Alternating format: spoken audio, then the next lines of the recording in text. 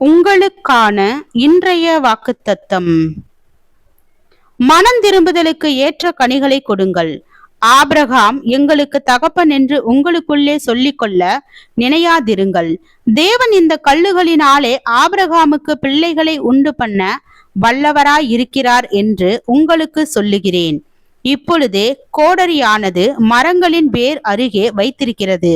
ஆகையால் நல்ல கனிகொடா மரமெல்லாம் வெட்டுண்டு அக்னியிலே போடப்படும்.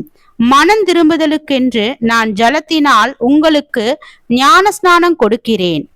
எனக்கு பின் வருகிறவரோ என்னிலும் வல்லவராயிருக்கிறார். அவருடைய பாத ரட்சைகளை சுமக்கிறதற்கு நான் பாத்திரன் அல்ல. அவர் பரிசுத்த ஆவியினாலும் அக்னியினாலும் உங்களுக்கு ஞானஸ்நானம் கொடுப்பார்.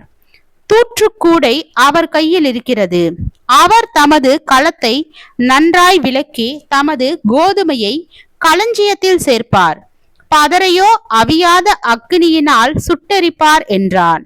மத்தேயு 3 அதிகாரம் வசனம் 8 முதல் 12 வரை.